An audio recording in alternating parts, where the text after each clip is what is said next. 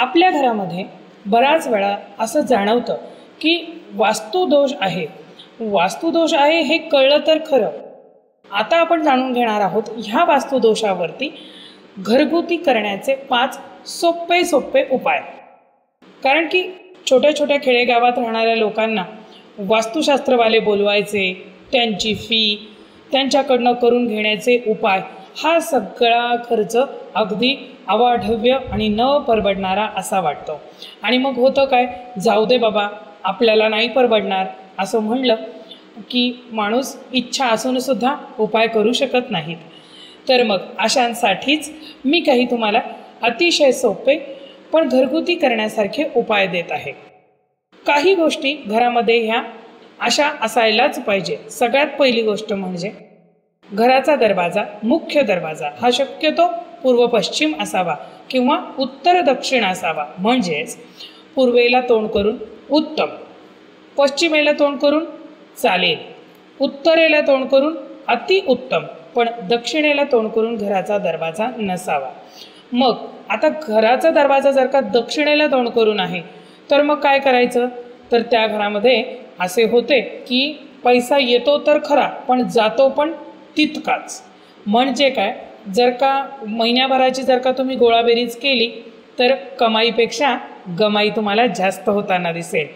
अशा वेळेला काय करावे, एक पंचमुखी हनुमानाचा फोटो आणावा आणि तो आपल्या दरवाजाच्या, मुख्य दरवाजाच्या वरती बाहेर तोंड करून लावावा. पंचमुखी हनुमान ही अशी देवता आहे, हे उग्र रूप आहे. आपल्या घरामध्ये येणाऱ्या वाईट शक्तींना तिथेच रोखून बाहेर घालवून टाकते. म्हणून ही उग्र देवतेचं रूप आपल्या घराच्या आतमध्ये असणारे फोटो किंवा मूर्ती आपल्या घरामध्ये नसाव्यात. बऱ्याचदा मी बघितलं आहे की काही लोक हनुमंताचं मूर्तीसुद्धा देवघरात ठेवतात.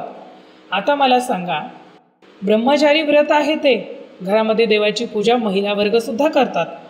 हनुमंताला महिलेची सावलीसुद्धा चालत नाही. अशा परिस्थितीमध्ये घरामध्ये त्यांचा फोटो किंवा त्यांची मूर्ती कधीही ठेवू नये. म्हणून तुम्ही बघितलं असेल, प्रत्येक गावागावामध्ये असं कुठचं गाव नाही जिथे हनुमंताचं मंदिर नाही. पण ते कुठे असतं बघू, ते असते गावाच्या वेशीवर. म्हणजे काय, आपल्या गावात येणारी कुठलीही नकारात्मक शक्ती हनुमंताच्या कृपेने गावाच्या बाहेरच ती पळवून लावतात. म्हणून गावाच्या वेशीवरती हनुमंताचे मंदिर असते. हा झाला तुमच्यासाठीचा पहिला उपाय. आता दुसरा उपाय आपण बघूयात. घरामध्ये वास्तुशास्त्राप्रमाणे किमान अग्नी आणि पाणी ह्या 2 गोष्टी ह्या बॅलन्स असायला पाहिजे. बॅलन्स म्हणजे त्यांचा एक समतोल घरामध्ये असला पाहिजे. घराच्या ईशान्य दिशेला पाणी असले पाहिजे. मग तुमची पाण्याची टाकी असेल, अंडरग्राऊंड पाण्याची टाकी असू शकते, वरती पण तुम्ही पाण्याची टाकी लावू शकता. जर का पाण्याची टाकी तिकडे लावण्याची सोय नसेल तर तुम्ही तिथे 3 ते 4 लिटर पाणी बसेल असा एखादा तांब्याचा हंडा, कळशी किंवा एखादे हल्ली ते तांब्याचे जार पण मिळतात, छोटे पिंप, ते सुद्धा तुम्ही तिथे भरून ठेवू शकता. त्याचप्रमाणे अग्नीच्या दिशेला अग्नी असावा. स्वयंपाकघर हे पूर्व दिशेला तोंड करून असावे. तिथे उजव्या हाताला सिलेंडर हा तुमच्या उजव्या हाताला आला पाहिजे, गॅसचा सिलेंडर, आणि डाव्या हाताला बेसिन आलं पाहिजे. ही स्वयंपाकघराची रचना उत्तम सांगितलेली आहे. ह्या गोष्टी स्वयंपाकघरात असल्याच पाहिजेत. आणि जर का तसं नसेल तर मग मात्र घरामध्ये रोगराई पसरू शकते. अग्नीच्या दिशेला अग्नी जर नसेल तर महिला वर्गांना बघितलं असेल तुम्ही, त्यांचे पाय खूप दुखत असते, महिलांची चिडचिड पर्यायाने होते. आता आपल्या घरामध्ये स्वयंपाक करण्याचं काम हे महिलेचं असतं. ज्या वेळेला तिची तब्येत बरी नाही आहे, तिचे पाय दुखत आहेत, तिची मनस्थिती आपोआपच बिघडत जाते. मनस्थिती बिघडली की स्वयंपाक करताना चिडचिड मनामध्ये होते. आणि ती चिडचिड करून जर का स्वयंपाक केला तर अन्न बनवणाऱ्याचा जसा स्वभाव असतो त्याचप्रमाणे त्याचे गुण स्वयंपाक बनवताना त्याच्यामध्ये उतरतात. आणि मग तेच जेवण आपण सगळेजण जेवतो आणि पर्यायाने काय होते, तर आपलीही प्रकृती बिघडते. म्हणून स्वयंपाकघराची रचना अशी असावी. हा झाला तुमच्यासाठीचा दुसरा उपाय. आता आपण तिसरा उपाय बघूयात. घराची मुख्य म्हणजे तिजोरी, ती कुठे असावी बरे? तर घरामध्ये तिजोरी ही दक्षिणेला पाठ करून उत्तरेला तोंड करून असावी. म्हणजे हल्ली आता तिजोरी कोणी ठेवत नाहीत, पण तिजोरी म्हणजेच आपले कपाट, कपड्यांचे कपाट. त्याच्यातच एक कप्पा असतो, त्या कप्प्यामध्ये आपण आपले पैसे, आपले दागिने त्यामध्ये ठेवतो. मग ते अशा पद्धतीने असावे. त्याच्यामध्ये तुम्ही कमवलेले पैसे, तुम्ही कमवलेले दागिने त्यामध्ये ठेवल्याने वाढ होते. कधीही तिजोरीमध्ये अत्तर, परफ्यूम, सेंटेड कुठल्याही गोष्टी तिजोरीमध्ये ठेवू नयेत. तिजोरीमध्ये तुम्ही मंत्रवलेल्या कवड्या ठेवू शकता, श्रीयंत्र ठेवू शकता, कुबेर यंत्रसुद्धा तुम्ही तिजोरीमध्ये ठेवू शकता. अशा पद्धतीने तिजोरीची रचना असावी. कपाट हे नेहमी व्यवस्थित लावलेले असावे. कपाटामध्ये कपडे हे व्यवस्थित घड्या करून जिथल्या तिथे जागेवर लावलेले असावे. अशा पद्धतीने झाली कपाटाची रचना. आता आपण जाणून घेऊयात चौथा उपाय, आरसा. तुमच्याकडे जर का आरसा असेल घरामध्ये तर तो नेहमी उत्तरेला तोंड करून आपला आरसा असावा. म्हणजे आरशाचं तोंड हे दक्षिणेला असावं, आपलं तोंड हे उत्तरेला झालं पाहिजे आरशामध्ये बघताना. अशा पद्धतीने आरशाची रचना करा. किंवा पूर्व पश्चिम आरसा लावा. पश्चिमेला तोंड करावे आणि पूर्वेला आपलं तोंड येईल, अशा पद्धतीने आरसा असावा. आता आपण पाचवा उपाय बघणार आहोत.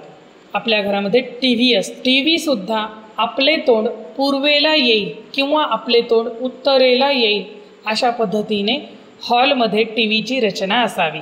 जेवताना कधीही दक्षिणेला तोंड करून जेवू नये. त्याने काय होते, आपण जेवलेले अन्न हे पितरांना प्राप्त होते. म्हणजेच पितरांची दिशा सांगितलेली आहे दक्षिण, आणि म्हणून त्या दिशेला तोंड करून जेवले की आपण जेवलेले अन्न पितरांना जाते.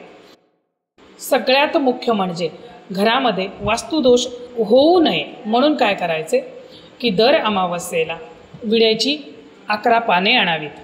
ती पानं 11 किंवा 12 आणा तुम्ही. त्या पानं अशी जोडी जोडी पानं बनवावीत. 2 पानं मुख्य दरवाजामध्ये दोन्ही दिशेला 2-2 पानांचे सेट ठेवावा. त्याचप्रमाणे स्वयंपाकघरामध्ये 2 दिशेला 2 सेट, बेडरूममध्ये, हॉलमध्ये अशा पद्धतीने ते ठेवावे. त्याच्यावरती थोडेसे तांदूळ, एक छोटा चमचाभर तांदूळ ठेवावेत आणि त्याच्यावरती एक कापराची वडी ठेवावी आणि ती कापराची वडी पेटवून द्यावी. हा उपाय तुम्ही अमावस्या किंवा पौर्णिमा या दिवशी केव्हाही करू शकता. कोणीही करू शकते हा उपाय. आता तुम्ही मला म्हणाल की माई, हा उपाय आम्ही कशासाठी करायचा? तर अमावस्या आणि पौर्णिमेला समुद्राची भरती ओटी असते. त्या पद्धतीने आपल्या मनाची सुद्धा भरती ओटी, कारण की मनुष्याचा देह हा पंचतत्वांनी बनलेला आहे आणि त्याच पंचतत्वांनी बनलेले आहे वास्तुशास्त्र. तर त्यामुळे आपल्या घरामध्ये पॉझिटिव्ह निगेटिव्ह विचार आपोआप येतात. पॉझिटिव्ह निगेटिव्ह शक्तीसुद्धा त्याच वेळेला आपोआप येतात. आता पॉझिटिव्ह शक्ती आल्या तर वेलकमच आहे, पण निगेटिव्ह आल्या तर मग त्या येऊ नयेत. म्हणून त्या दिवशी असा कापूर जाळावा. देवीचे अथर्वशीर्ष म्हणावे. घरामध्ये रामरक्षा, देवी अथर्वशीर्ष, गणपती अथर्वशीर्ष अशा गोष्टी म्हणाव्यात. दररोज संध्याकाळी दिवाबत्ती झाली की ह्या गोष्टी म्हणल्या गेल्या पाहिजेत. याची शक्यतो काळजी घ्यावी. याने तुमचे घर अगदी सुरक्षित राहील. कोणत्याही प्रकारचा वास्तुदोष घरामध्ये होणारच नाही. अशाच माहितीपूर्ण व्हिडिओसह पुन्हा लवकरच तुमच्या भेटीला येईल. तोपर्यंत जय भवानी, जय जगदंब.